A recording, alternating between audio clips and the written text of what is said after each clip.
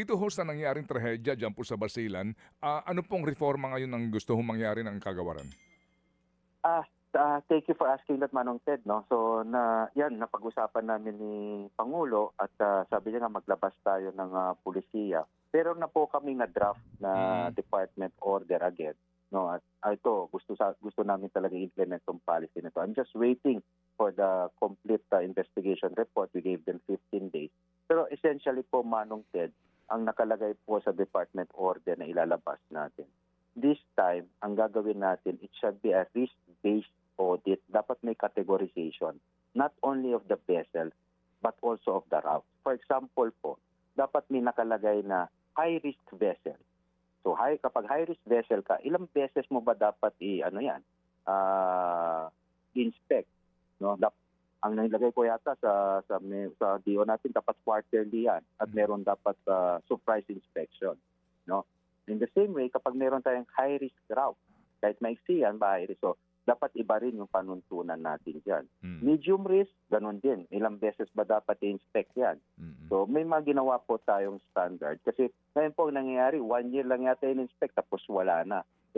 Dapat kailangan natin tignan din mismo yung mga beses. Ilang taon na ba yan? Ba't 1 year mo lang ini-inspect? Okay. Dapat regular. Habang matanda yung mga vessels, habang mas luma, dapat meron tayo, mas lalo tayo nag-inspect to ensure seaworthiness naman po. So essentially, ganun po yung ilalabas natin. And not only Marina, it will be coordinated with PCG and PPA. Again, I'm just waiting po for the completion of the report po. Opo. Sige po. Sir, mag-i-input lang ako, Sec, baka na humaaral yung pag-aralan. Sa PPA lang po, sir, kasi yung mga ports sa probinsya, lalo na po ito sa Bonggao, Tawi-Tawi, diyan po sa Basilan, dalawa ang port diyan.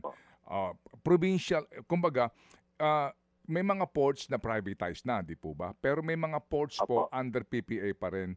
Ang claim po ng iba, kaya din po naman in fairness, nahihirapan din sila, kasi walang weighing scale sa PPA port para timbangin ang mga isinasakay na rolling cargos. Do you think about it? Tama po. That's a very good suggestion po.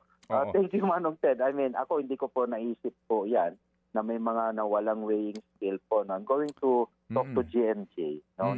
Mas lalo po yung sinasabi natin mga ports na talagang daanan, not only of mga roro na mga mabibigat. If we can put a weighing bridge po, and hopefully we can find ways sa ating budget ng PPA. At tama po yan kasi patuloy naman yung pag-modernize ng PPA sa ating mga pantalan. Baka we can include that po.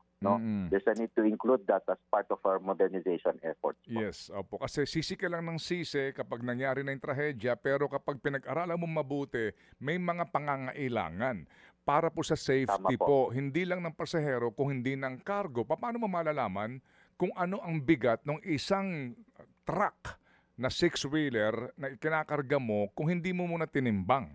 Hindi po ba? Tama po, Manong. Salamat po. Mga kapatid, brothers and sisters, saan ka pa? Dito na tayo sa totoo.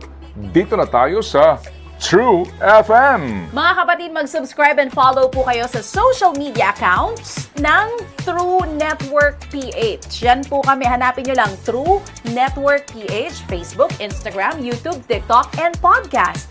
Mapa Apple or Spotify man yan, mahahanap nyo kami. Lahat ng mga napapanood at napapakinggan nyo po sa programa, nasa social media accounts namin yan. So, paano mga kapatid? See you sa social media!